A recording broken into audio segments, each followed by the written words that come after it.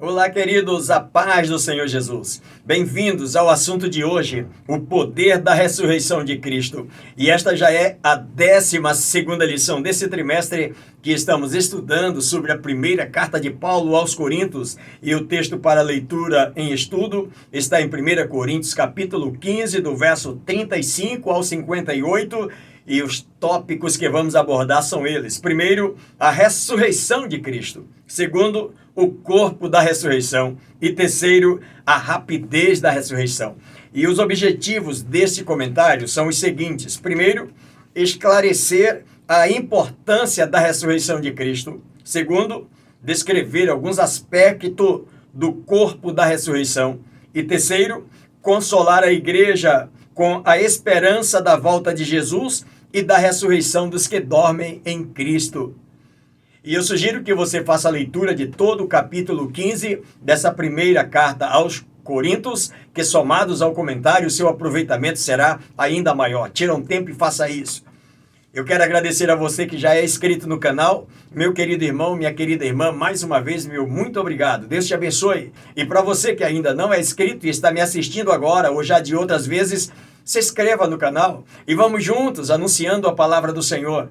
Não esqueça de deixar o seu like, de fazer o seu comentário. Você pode compartilhar esse link com mais alguém e se quiser nos informar de onde você está nos acompanhando, terei prazer também de respondê-lo. Portanto, sejam todos muito bem-vindos e vamos ao início do nosso comentário de hoje. Na introdução, o escritor diz que alguns cristãos de Coríntios resistiam à doutrina da ressurreição, não acreditavam que havia ressurreição do corpo, mas Paulo é enfático ao afirmar e dizer a eles que assim como Cristo ressuscitou, também os que nele crê ressuscitarão um dia. Se não tivéssemos essa certeza, vã seria a nossa crença, não teríamos uma mensagem a anunciar e continuaríamos sem o perdão dos nossos pecados. Para provar aos coríntios que existe ressurreição, Paulo lança a mão do evangelho, menciona ocasiões em que Jesus apareceu vivo e fala sobre o seu próprio encontro com o Cristo ressuscitado. Primeiro tópico, a ressurreição de Cristo. Está em 1 Coríntios 15, verso 1 ao verso 34. A ressurreição de Cristo, além de provar a sua divindade, é também a garantia de que os mortos em Cristo irão ressuscitar no acontecimento da volta de Jesus. Primeiro subtópico, verso 4 ao verso 8. Testemunhas da ressurreição. A crucificação e ressurreição são fatos centrais do Evangelho e comprovam que Jesus é o Messias predito no Antigo Testamento. O túmulo está vazio, e isso confirma a ressurreição corporal de Jesus. Sempre aparecerão pessoas para contestar que Jesus ressuscitou dos mortos. Porém, as aparições, várias vezes e a muitas pessoas diferentes, comprovam a ressurreição. Paulo não pretende dar uma lista completa. Ele não menciona várias aparições mencionadas nos evangelhos. Todavia, enriquece a lista com mais 3 aparições não mencionadas nos evangelhos. Quais são elas? Marcos relata no livro de Atos dos Apóstolos, no capítulo de número 1 e também no capítulo 9, de que Jesus apareceu de uma só vez para 500, mais de 500 irmãos. Também apareceu para Tiago, que os evangelhos não mencionam. E apareceu ao próprio apóstolo Paulo. Então, com essas 3 manifestações, Paulo enriquece todo o comentário acerca do que se fala da ressurreição de Jesus. Quando Paulo escreveu a carta, algumas dessas testemunhas oculares ainda estavam vivas, outras já tinham dormido com o Senhor. Mas ainda muitos testemunhavam desse fato de Jesus ter aparecido ressurreto para essas pessoas. Paulo alerta sobre o erro de esperar em Cristo somente para esta vida, como se ela fosse durar para sempre.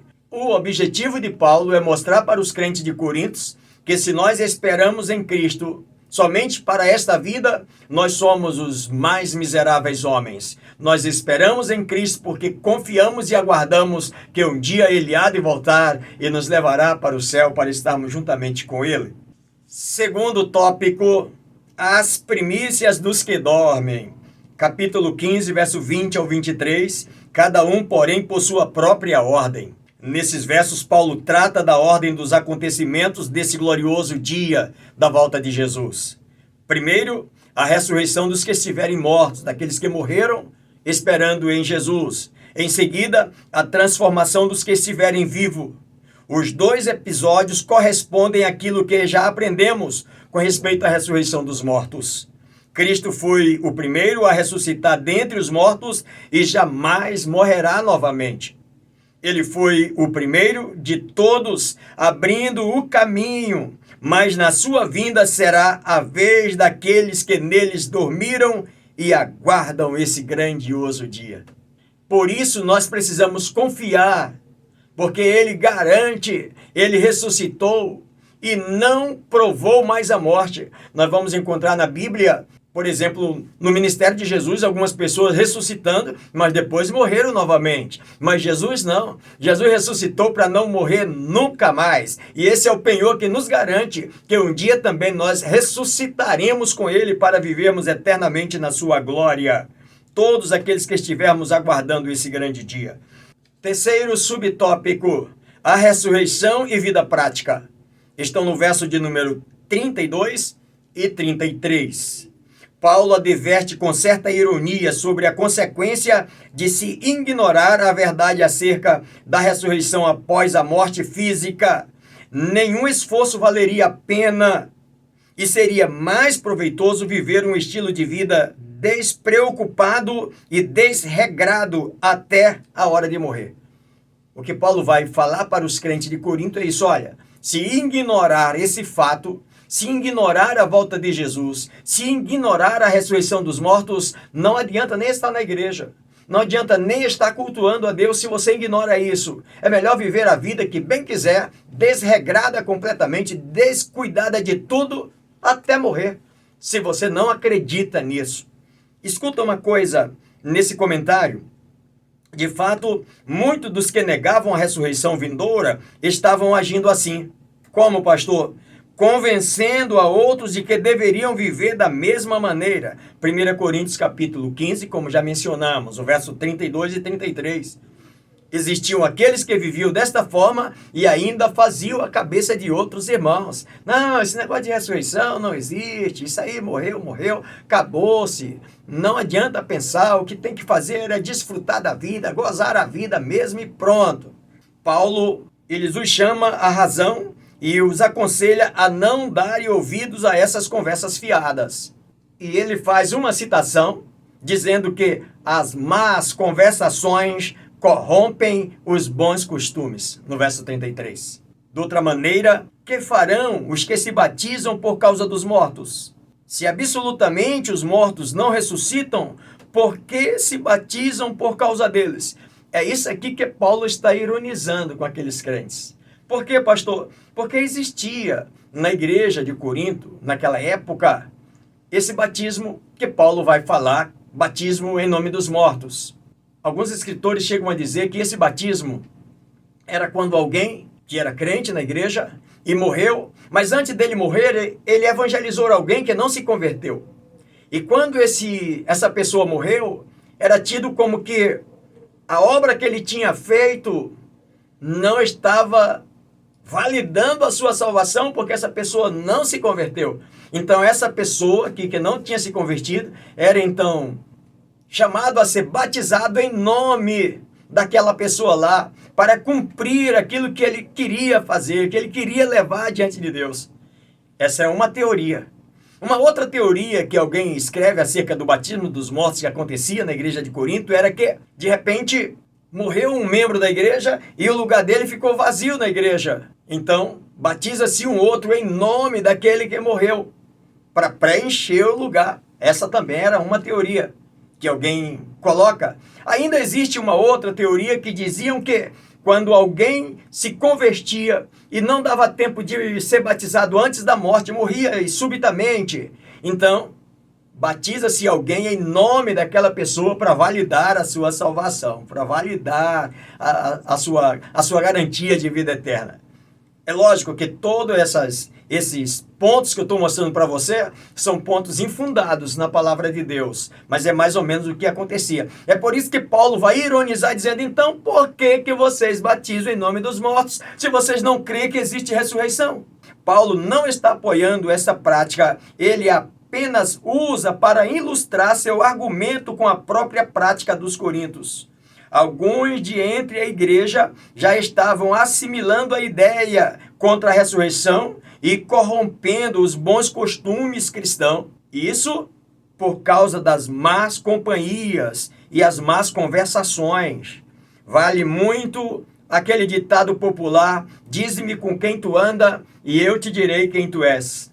Para a gente avaliar por que a igreja de Corinto estava nessa situação, você lembra que nós já estudamos nessa carta, quando Paulo fala sobre as comidas sacrificadas a ídolos, lá no capítulo de número 8, e os crentes eram convidados para ir nesses lugares, e lá eles comiam, e na matéria que nós estudamos, e ficou aquele negócio, come ou não come, pode ou não pode. Eles estavam vivendo nesse meio, inseridos nesse meio, e os convites que eles recebiam, eles atendiam. E lá nesse meio pagão, eles ouviam também de tudo. No capítulo 7 dessa carta aos Coríntios, Paulo também trata do casamento, das mulheres que eram casadas com homens pagãos e que se eles permitissem viver com ela, que ela não o deixasse. Pois é, então também uma convivência no meio dos pagãos. Quando você olha no capítulo de número 10, também da carta aos Coríntios, Paulo vai chegar a dizer no verso 27, se vocês forem convidados para essas festas, e lá colocarem alguma coisa para comer na mesa, nem pergunte o que é para efeito de consciência, para que vocês não comam com a consciência pesada. Então não pergunta, come. Este era o meio aonde a igreja de Corinto estava inserida. Por isso que Paulo vai chamar a atenção. As más conversações corrompem o bom costume. Paulo não está proibindo deles terem essa amizade com essas pessoas, mas ter cuidado. Qual tipo de diálogo, qual tipo de conversa. Por isso, na igreja, já tinha alguém dizendo assim, olha, ignora a ressurreição, não existe. Por causa das más conversações, os bons costumes, os bons ensinamentos estavam sendo corrompidos. Segundo tópico, o corpo da ressurreição. 1 Coríntios capítulo 15, verso 35 ao 49. O primeiro subtópico, Adão e Jesus. Versos 48 e 49. Nesta passagem, Paulo faz um contraste entre Adão e Cristo. Naturalmente, semelhante a Adão, nascemos com um corpo terreno, sujeito à morte e aos desgastes físicos. Já em Cristo, na sua vinda, receberemos um corpo espiritual que está isento de qualquer tipo de desgastes físico. Ele será espiritual, celestial e imortal. O que Paulo vai mostrar para todos nós, que hoje, servindo a Cristo, nós temos duas naturezas, a natureza terrena e a natureza celestial. Que no dia que adentrarmos aos portões celestiais, essa natureza celestial se manifestará por completa, a terrena desaparece e estaremos então para sempre com o Senhor. É o que Paulo vai deixar claro para nós. Mas alguém dirá, como ressuscitar esses mortos e em que corpo virá? Os coríntios tinham um bloqueio para compreender a ressurreição dos mortos. Eles não conseguiam compreender como que isso vai acontecer. Uma pessoa que já faz 100 anos que morreu, como é que vai ressuscitar? O corpo já se decompôs. Esse corpo já se incorporou na matéria-prima de origem, virou pó da terra novamente. E como ele vai poder ressuscitar? Como pode ser restaurado numa natureza gloriosa? Como? Essa era uma pergunta lógica dos coríntios que não cabia na cabeça deles. Paulo chama os crentes de Corinto de insensatos. Vocês são muito insensatos. E olha o que o escritor traz para nós. Querem ser tão sábios, mas não compreendem a lei primordial da vida vegetal? Uma árvore, para nascer, precisa primeiramente que a semente caia no solo e seja enterrada. Paulo vai explicar para eles nessa lógica de uma semente. Uma semente para nascer. Se deixar ela no recipiente, guardadinha lá dentro de casa, ela nunca vai nascer. Mas para ela nascer, ela precisa ser enterrada. Sinônimo de quê? De morte. Então Paulo quer mostrar para eles a semelhança de uma semente que vai brotar, que vai nascer, que vai crescer. Ela precisa ser enterrada, ela precisa ser plantada, ela precisa literalmente morrer. E daí então vai surgir, vai germinar, e vai surgir, vai nascer a planta.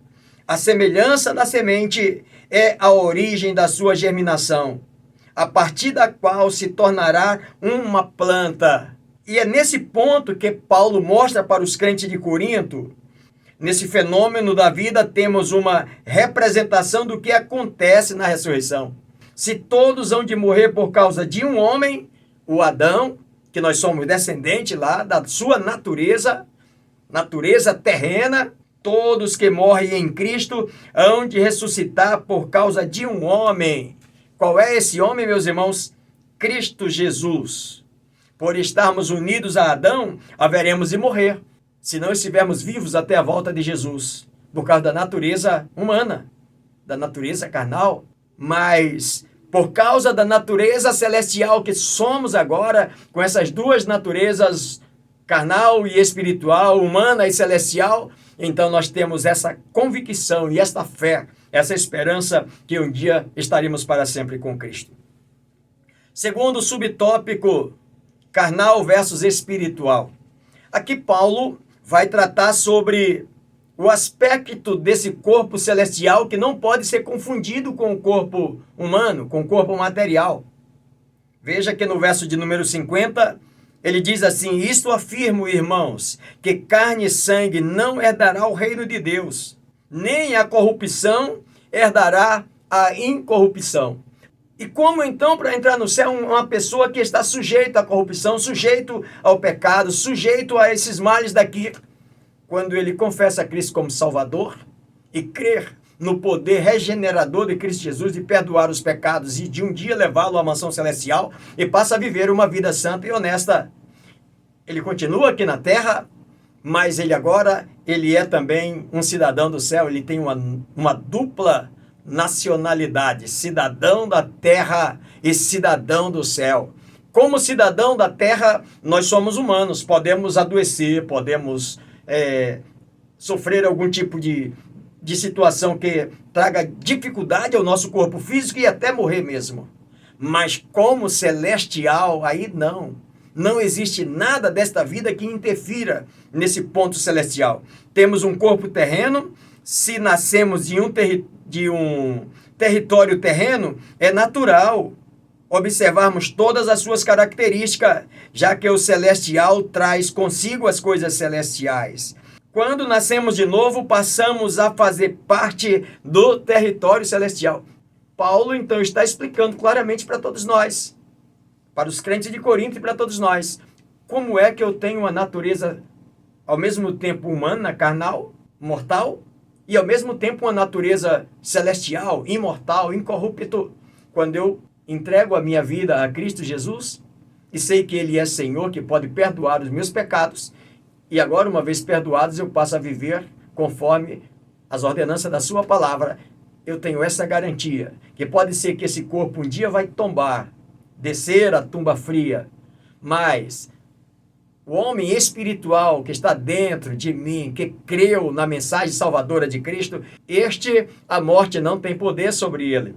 Isso não significa que não teremos um corpo, mas herdaremos um corpo novo, não sujeito às fraquezas da carne, ou seja, transformado num corpo transformado espiritual, glorificado e imortal. Aleluia, né, meus irmãos? Então eu preciso ter essa confiança. É isso que Paulo quer mostrar para os crentes. Que na verdade, como é que vai ser, pastor? Já que esse corpo, o senhor está dizendo que ele é mortal, ele vai virar pó, e como é que vai acontecer? A Bíblia deixa muito claro que nós seremos transformados.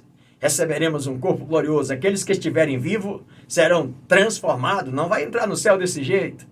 E aqueles que morreram, pastor, já faz 1000 anos, sem nenhum problema, a semente está lá. E essa semente, ela não desaparece. Aparentemente parece que ela está morta, mas ela nasce no dia que ela vai nascer e vai voltar para a sua casa eterna. Terceiro subtópico, a transformação do corpo. Verso 51, Paulo ressalta que no momento da volta de Jesus, alguns estarão vivos aqui. O termo dormir, Paulo está falando daqueles que morreram mesmo, morreu, o corpo humano morreu. Mas ele usa a expressão, aqueles que dormem em Cristo, suavizando, deixando uma palavra mais leve, mais light, né? A geração que está viva, esperando a volta de Jesus, será transformada, como já falamos para você. Não é esse corpo cheio de defeito que muitas vezes nós temos. Ele será um corpo transformado e entraremos na presença de Deus, adentraremos os portões celestiais para vivermos para sempre com o nosso Senhor. Tamanha era a expectativa do retorno de Jesus que Paulo emprega o termo nós. Ele está dizendo, olha, aqueles que morrerem ressuscitarão primeiro, depois nós, os vivos, os que estivermos vivos até a sua volta, seremos arrebatados e teremos um corpo transformado num abrir e fechar de olhos, diz a palavra do Senhor Jesus. E essa mensagem, meus irmãos, ela ecoa até o dia de hoje. Eu e você precisamos ter essa esperança e transmitir para os nossos alunos na nossa EBD, na nossa escola bíblica dominical, na nossa igreja ou aonde quer que estejamos, de que a morte não é o final de tudo. Um dia, todos nós estaremos sem fronteiras, juntos na mansão celestial, junto com o nosso Deus, nosso Pai, nosso Criador, fazendo parte dessa natureza celestial que ganhamos através dele, através do sacrifício da cruz. Terceiro tópico, a rapidez da ressurreição. Capítulo 15, versos 50 ao 58. Primeiro subtópico, um piscar de olhos. Verso 52. Quando Paulo diz, no momento, quer dizer, uma fração de segundos, num piscar de olhos, a última trombeta ressoará. Esse acontecimento vai ser num piscar de olhos. Por isso há uma necessidade de que todos nós estejamos prontos, estejamos preparados para esse dia. Esta palavra no momento, no abrir e fechar de olhos, como diz o texto, esse termo era usado para denotar uma partícula indivisível devido à sua pequenez. Literalmente, impossível de ser cortado. É o que Paulo está usando. Não tem como pensar de que esse acontecimento pode sofrer algum tipo de interferência de alguma outra situação. Não existe. Paulo deixa muito claro, o momento será exato e será num abrir e fechar de olhos, aonde ninguém terá a oportunidade de rever alguma situação. Aqueles que já morreram em obediência a Deus, desde Adão, ressuscitarão incorruptíveis. Aqueles que estiverem vivos serão transformados de corpos corruptíveis para corpos incorruptíveis. Aleluia! Esta é a nossa esperança. Esta é a nossa convicção. Por mais que, às vezes, à nossa volta, as lutas são tamanhas, as dificuldades, e às vezes a pressão do inimigo contra nós, querendo a gente fazer desistir. Mas, meus irmãos, nós temos uma viva esperança em Cristo Jesus. Que aqueles nossos entes queridos que já partiram, que nos deixam saudades, mas um dia todos nós estaremos juntos no mesmo lar, no lar celestial, na nossa casa eterna, de onde nós viemos, desse projeto divino de Deus, e retornaremos para a casa celestial. Quando este corpo assim tornar-se espiritual, o corruptível se revestirá de incorruptibilidade e o que é mortal se revestirá de imortalidade. O texto diz, cumprir-se-á o que está escrito em Isaías capítulo 25, verso 8, tragará a morte para sempre, e assim enxugará o Senhor Deus as lágrimas de todos os rostos, e tirará de toda a terra o opróbrio do seu povo, porque o Senhor falou. Esse momento esperado, glorioso que nós aguardamos. A morte foi totalmente vencida, abolida para sempre nesse grande dia que nós aguardamos. E é isso que eu quero incentivar a você, querido irmão, não desfaleça da tua fé. E quando tiver alguém lá na congregação, lá na tua classe, meio desanimado, mostra para ele isso, que nós temos um legado espiritual eterno, que mesmo que isso aqui se desfaça, essa natureza terrena aqui, mas essa celestial jamais. E um dia nós não teremos mais medo da morte, e ela não terá mais efeito sobre nós. No versículo 55, Paulo cita Oséias capítulo 13, verso 14. Onde está, ó morte, a tua vitória? A morte foi aniquilada, não existirá mais. Paulo pergunta onde está o aguilhão. O aguilhão, uma vara longa de ponta de ferro afiada, usada para tanger animais. E qual é o aguilhão da morte, pastor? O aguilhão da morte é o pecado, que está cheio de veneno infernal. Ele foi também destruído. Ao vencer o pecado, Jesus anulou o que dava poder à morte e ao diabo. Nós precisamos tomar posse disso e ensinar e pregar com toda a convicção de que todos que servem a Cristo, que têm Deus como seu Senhor e crê nesse poder miraculoso da sua volta e da ressurreição dos mortos, nós temos essa garantia que um dia nem a morte terá mais poder sobre nós. Segundo subtópico, a última trombeta. Aqui o escritor mostra para nós, no verso 52, que no Antigo Testamento a trombeta tinha vários usos. Por exemplo, lá no Êxodo era usada como um instrumento litúrgico para o culto, para chamar as pessoas para a presença de Deus. Levítico capítulo 23, verso 23 ao 25, para adorar na festa das trombetas. Levítico 25, verso 9, anunciar o descanso do ano de jubileu. Também era usada para convocar os soldados para a batalha. No livro de Juízes está registrado sobre isso, quando Gideão vence os midianitas. Usou-se então as trombetas para dar a voz de comando na hora da batalha. Livro de Jeremias também fala sobre isso. Essa última trombeta mencionada por Paulo será tocada em breve e levará todo crente fiel a Jerusalém Celestial. Essa trombeta vai tocar. E o interessante que nós temos do texto, e eu quero que você guarde isso com você e transmita com muita convicção à sua classe, ao seu aluno, querido professor, faça isso. Porque essa trombeta só ouvirá aqueles que estão aguardando esse glorioso dia do Senhor. Ninguém mais ouvirá. O caos vai ficar depois. A trombeta vai soar.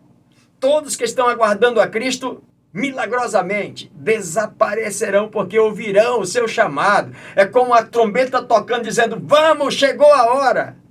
Venham para a casa celeste. E todos irão. E quem não estiver esperando esse dia, não vai ouvir a trombeta. E não ouvindo, também não vai subir, mas vai perceber que um povo desapareceu, que um povo subiu. Esse povo está lá, eu e você incluído lá no meio desse pilotão, chegando a adentrar nos portões celestiais na presença do Senhor, na nossa casa eterna, na nossa casa celeste. Portanto, há uma necessidade de estarmos em perfeita comunhão com Deus. Terceiro e último subtópico, o triunfo sobre a morte, que está no verso 58.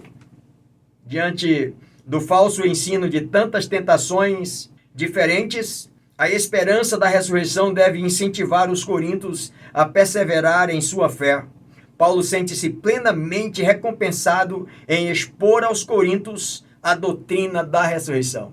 É como que ele, vamos dizer assim, estou de alma lavada. Eu transmiti para todos vocês. Se não derem ouvido, tudo bem, mas eu estou aqui satisfeito, agradecido, porque eu pude compartilhar para todos vocês esse fundamento, essa fé gloriosa. O apóstolo termina seu argumento fazendo uma gloriosa declaração de gratidão a Deus, que nos dá vitória por intermédio de nosso Senhor Jesus Cristo, uma exortação de encorajamento aos irmãos. Qual é essa exortação? Lembra que nós estudamos sobre os dons, né? A profecia tem o poder de exortar. Pois é, a exortação é o quê? Fazer com que o irmão que está caminhando para caminho errado dizer, volta, vamos para cá, o caminho certo é esse. Não existe tantos caminhos, só existe um caminho, é Jesus, vem para cá, vamos aqui. Portanto, meus amados irmãos, sede firmes, inabaláveis e sempre abundante na obra do Senhor, sabendo de que no Senhor o vosso trabalho não é vão. Paulo termina então com essa palavra, firmes, tudo que você tem feito para Deus não é vão no Senhor. Há de ter uma recompensa. Essa sua vida de fidelidade, de abandonar o pecado, de viver para Deus, há uma recompensa. Ainda nesta vida, as maravilhas de Deus e na vida eterna, para sempre ao lado do nosso Senhor. Nunca deixemos de cultivar a santificação, irmãos, para manter essa esperança e anseio por esse dia glorioso, quando na extensão máxima da expressão, a morte será tragada para sempre, e milhões de vozes, após o longo silêncio do túmulo, bradarão de uma vez por todas a canção triunfante. Qual é a canção? Que todos eles bradarão de todos os lugares, de todas as épocas, de todas as tribos, nações, raças, línguas, quando acordarem nesse dia, desse toque da trombeta, desse chamado para sair do túmulo e voltar para a casa celestial. Onde está, ó morte, a tua vitória? Onde está, ó morte, o teu aguilhão? Glória a Deus, Maranata, ora vem, Senhor Jesus. Que Deus nos abençoe. Espero poder ter contribuído com você, querido irmão, querido professor, querido colega, mais uma vez, para que possamos encher de ânimo o nosso coração, de alegria, de fé, de esperança e de convicção nesse Senhor. A aplicação pessoal diz assim: glória a Deus que nos dá vitória por intermédio de nosso Senhor Jesus Cristo, para sermos firmes e constantes e sempre abundante na vida e, por fim, gozarmos a vida eterna com Jesus no céu. Deus te abençoe e até a próxima oportunidade, se o Senhor Deus assim nos permitir. Para você que está me assistindo pela primeira vez, se gostou, deixa o seu like aí. E até a próxima, se Deus quiser.